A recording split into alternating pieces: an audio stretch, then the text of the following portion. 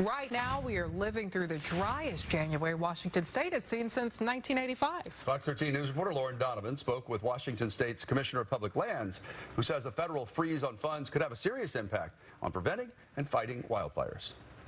President Trump's new executive order freezing nearly all federal aid, grants, and loans is a decision that could have serious implications here locally. See, within the last couple of years, communities across Washington state have received more than $50 million from the federal government to defend themselves against wildfires. So what happens if that aid turns to ashes?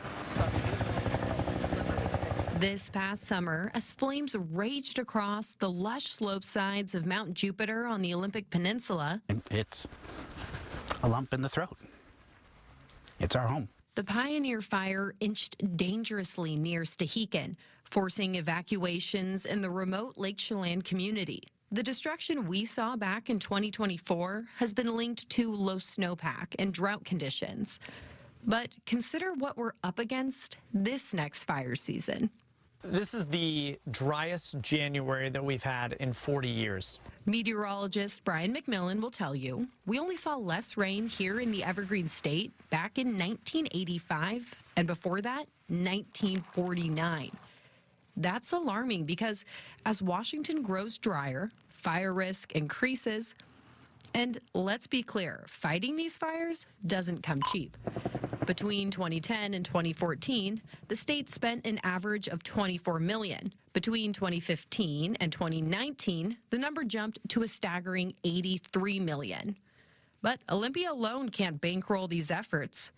Federal government's an important partner in wildfire prevention here in Washington state, and we're really concerned about the potential impacts of pulling back on some of this funding. This map from the U.S. Forest Service shows the federal grant dollars awarded to various firefighting efforts here in Washington state.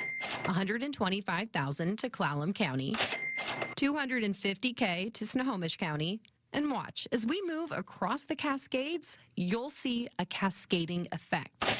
Kittitas County, $10 million. Various $5 million amounts near the Oregon border. Ferry County near the Colville Reservation got $10 million. The Spokane metro area alone received nearly $13.7 million. Mostly for eliminating brush and other fuels. I would think that if we want to be preventing these kinds of wildfires, we ought to be investing in that kind of work. It saves money in the long run. It would be short-sighted to pull back funding for that kind of work. And I think it's important to understand that when people play political games with funding like this, it can hurt real people's lives.